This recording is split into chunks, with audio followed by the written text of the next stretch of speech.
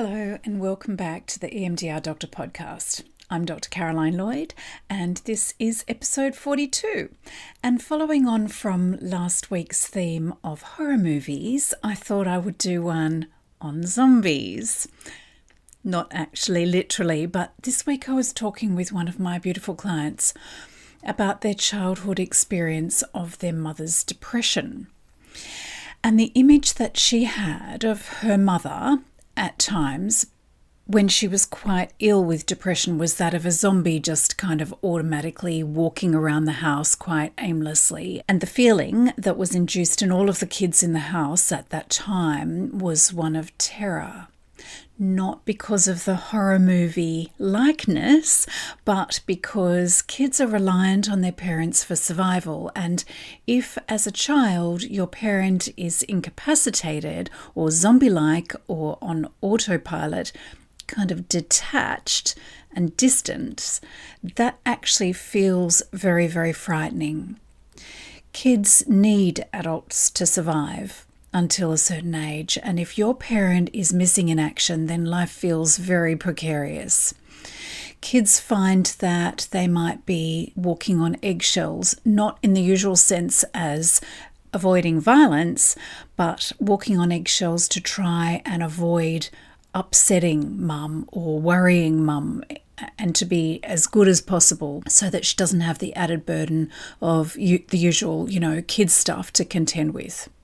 Maybe so that she doesn't start crying and retreat back into her bedroom.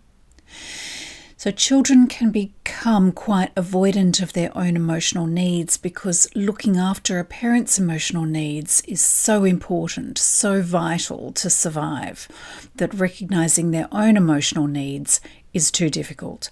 If I see that I am upset and not coping, as well as my mum being upset and not coping, then the world is too hopeless and too hard. So children of depressed parents quite often kind of bury their emotions, and when their emotions do come out, they may come out as a bit of an eruption and feel quite insolvable or uncontainable or too much for the child to cope with by themselves. So the child might become very shut down and numb and then have occasional eruptions of anger or despair and then just get shut down again. So sometimes parents' mental illness results in kids being parentified or made to act like parents themselves as they take on the role of the caregiver, looking after mum, looking after younger kids, leaning into the responsibility and capability in order to avoid that feeling of being helpless and directionless or at risk.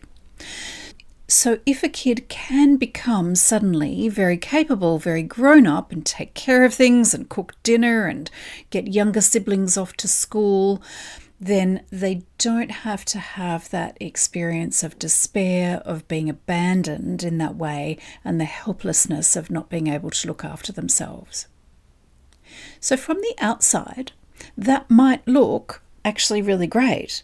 Outsiders may see a family functioning okay with a 10-year-old doing all the work of an adult, doing all the washing and the shopping and the cooking, making dinner, getting the younger kids to school. But the toll on that parentified child is enormous.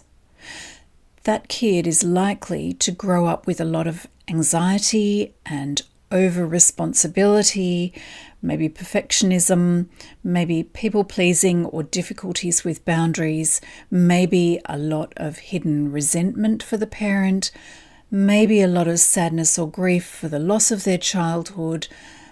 It might be very difficult relationships with siblings who view the oldest child, who had to act as a parent. Younger children may view that as the older child being bossy or over-controlling or overbearing because she had to be, because otherwise nothing got done, nobody got looked after. And as a grown-up, we know how hard it is just to be a parent. But as a kid, learning those skills, they just simply can't provide the attunement and the comfort that younger kids need. So those relationships can sometimes end up being very fraught. and a lot of resentment on both sides, from the older sibling towards the younger sibling towards the older sibling. Of course, sometimes siblings can become very close and very protective of one another, but in my experience, not very often. If kids grow up with not enough in the family, not enough food, not enough attention, not enough love, it doesn't bring them closer, it tears them apart. There is too much competition for the resources that are in short supply, and the siblings often end up in conflict. And what about if the zombie is let out of the cupboard? Not literally, I have to say here, but what if the secret is let out? What if the neighbours or teachers know that a parent isn't functioning?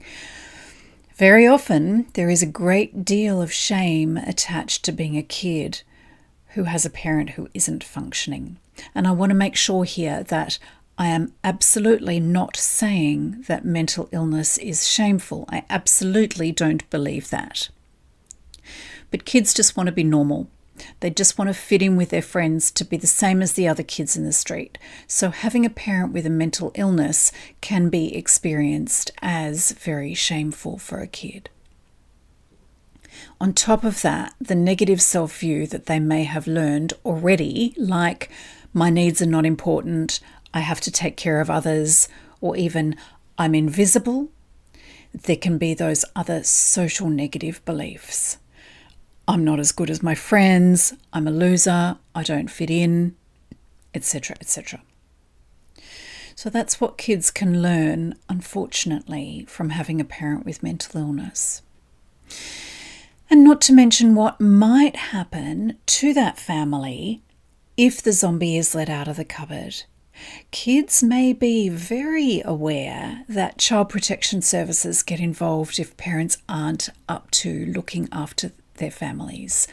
And this places enormous stress on the children to compensate, to pretend that everything's fine, there's nothing to see here, the family is fine. It may not be safe to divulge that information. It may mean, in the child's eyes, that they're going to be taken away, or that mum will be taken away.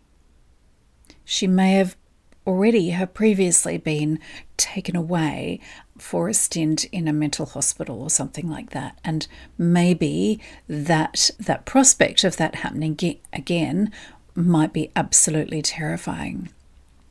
So there might be a great deal of fear in allowing other people to know what reality is actually like within that family. And then that secret stays hidden for a long time. The zombie stays in the cupboard until we get to it with EMDR, when we can safely and securely take that zombie secret out of the cupboard, reveal it for what it was and the effect that it had, the fear, the sadness, the overcompensation, the parentification, and start to heal those childhood wounds, so that that parentified, scared inner child can heal, can know that they are safe, they are all right, and allow an experience of love and nurturance and fun again. It's really wonderful work when we can allow that to happen. So that's it from me today. I hope that's helpful.